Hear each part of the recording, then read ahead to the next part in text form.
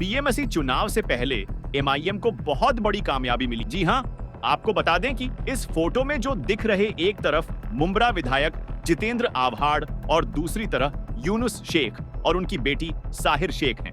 कल यूनुस भाई और साहिर ने एआईएमआईएम का दामन थामा है। क्यों इन्होंने मजलिस का दामन थाम लिया और क्यों अपनी पसंदीदा पार्टी, जिसको लंबे समय से लेकर कड़ी मेहनत और परिश्रम से उसको मजबूत किया और साथ ही मरते दम तक एमआईएम के साथ रहने की कसम भी खाई है। पार्टी के साथ वफादारी करने के बावजूद मेरे वालिद साहब को 26 साल के बाद और मेरी 6 साल की मेहनत और जद्दोजहद के बाद जो मैंने ग्राउंड लेवल पर काम किया, उसके बावजूद भी हमको झूठे दिलासे दिए गए। बोला गया कि आखिरी दिन तक हमको टिकट दी जाएगी, बट हमारे साथ धोखा किया गया और उस धोखे की वजह से मेरे वालिद साहब को हार्ट अटैक आया और मैं अकेली पड़ गई थी। मेरे पास कोई ऑप्शन नहीं था। जब मैं फॉर्म भरने गई तो अल्लाह ने 3-4 पार्टीज खड़ी कर दी हमारे सामने।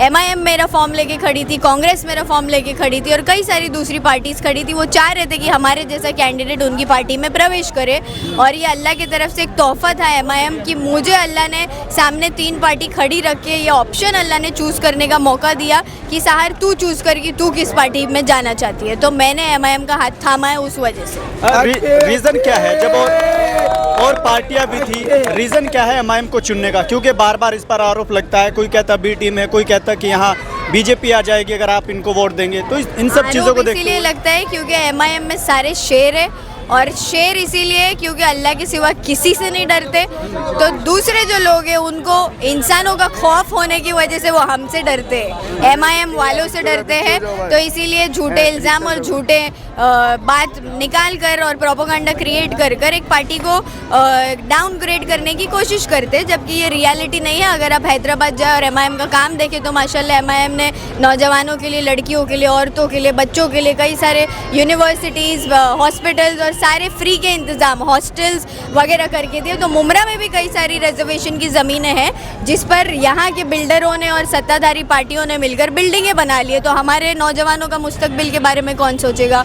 तो एमआईएम पार्टी अगर हैदराबाद में सोच सकती है तो मेरी अल्लाह की ज़ात से उम्मीद थी कि एमआईएम पार्टी मुमरा में भी ये काम करने की काबिलियत रखती है और इंशाल्लाह हम करेंगे ज़रूर। इम्तियाज़ जलील साहब अभी आए हैं, वो जनसभा को संबोधित करके गए हैं।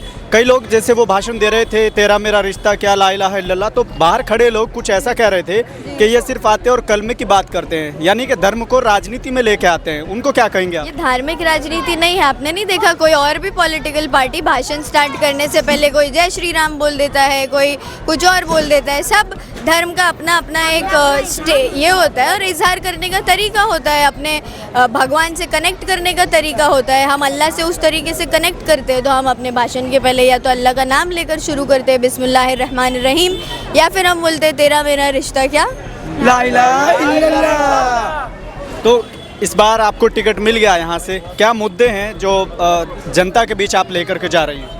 मुद्दे आपको इंशाल्लाह ये कैंपेनिंग के पीरियड में मिलेंगे। बहुत बहुत शुक्रिया आप लोगों का कि आपने हमारा सभा कवर किया। अभी हम थोड़ी सी घाई में, काफ़ी सारी आवाम रुकी और मैं आवाम को रुकाना नहीं चाहती। दुआओं में याद रखिए। जज़ाकल्लाह खैर। अल्लाह हाफ़िज़। आपकी जानकारी में इजाफा करते हुए आपको बता दूं कि इन्हीं लोगों की वजह से आज तक जितेंद्र आव्हाड इलेक्शन जीतते आए हैं। उसके लिए तो बड़ा मुश्किल दौर शुरू हो ही गया है, मगर साथ ही साथ यह भी नया दूं कि अब ये हुक्म का इक्का एमएम के पाले में है। अब इंशाअल्लाह बीएमसी के साथ साथ अगले इलेक्शन में भी ये सीट एमएम के खाते में होगी। बाकी मुंबई चुनाव से जुड़ी और भी मजेदार वीडियोस पाने के लिए सब्सक्राइब और फॉलो करना मत भूलिए। धन्यवाद।